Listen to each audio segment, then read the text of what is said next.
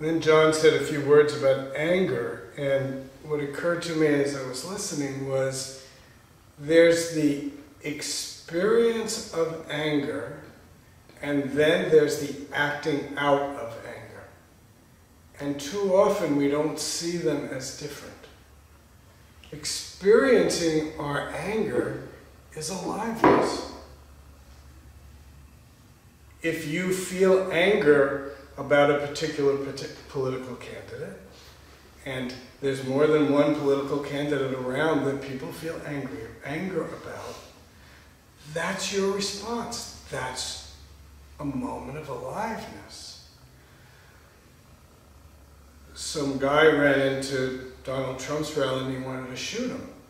That's acting out the anger. That's a different story. And one of the things I think we learn in practice is to be able to experience our experience allows us not to have to act it out. If we can hold it, if we can be it, then we're alive. If we can't hold it, or if we get lost in the story of it, then we have to do something about it. I'm not suggesting that aliveness is passivity. We have to act. In some ways, I think aliveness is volition, is our ability to act. But if we get lost in the anger or the joy, we get lost. If we hold the anger, hold the joy, be it, experience it, then we're alive, we're not lost. Everybody knows how to act. The golden rule is not something that's foreign to anybody.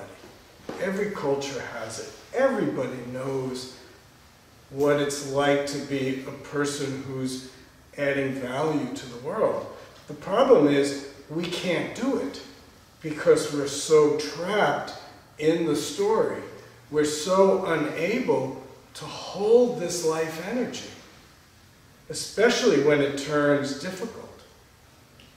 So it's not, the problem isn't any experience. The problem is our inability to hold it and not get lost in it. Maybe in our Zen parlance we'd say we lose our center. We lose our groundedness.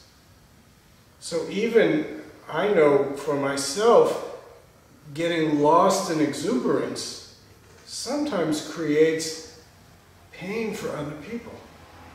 Because I get so lost in that exuberance that, I think I talked just a week or two ago, that my mouth goes off in a way that can be painful to somebody else. And it's only later that I realize, or I see the look in somebody's face, that I got lost. The exuberance isn't the problem, it's the getting lost.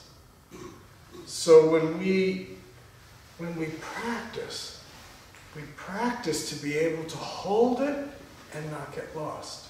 There's so many ways to say it. We say, make our center stronger.